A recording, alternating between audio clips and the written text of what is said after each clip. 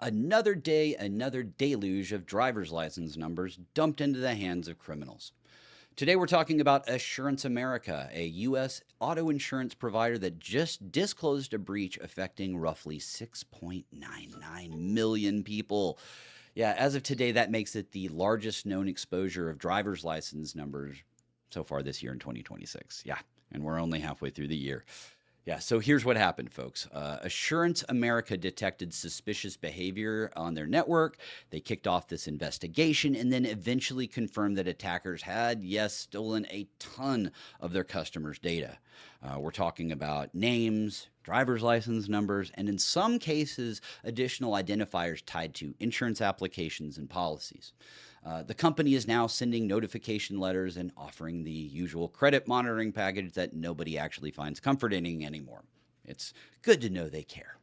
So, anyway, this is not just another huge data dump. This one actually stings a little bit more than the average data breach, and that's because we're talking about driver's license numbers. The quiet workhorse of identity fraud. You see, unlike a credit card number, you can't just cancel your license and get a new one the next week.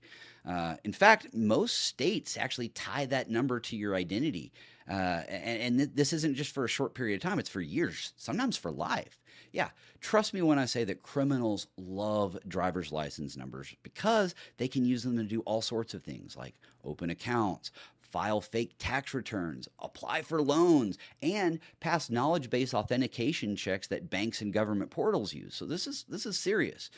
Think about it too. I mean, we're talking about 7 million people here that their numbers just hit the dark web. I think that's going to negatively impact a few people. You know what I'm saying? Anyways, insurance companies have really become one of the more juicy targets in the threat landscape for threat actors because, well, they hoard the data that attackers dearly want. They own the full identity kit, vehicle information, home addresses, and lots of times we see a ton of medical data in that too. And the sad thing is that we saw this all before with the massive auto insurance hacks back in 2024. It's pretty clear the industry hasn't fixed the underlying problem.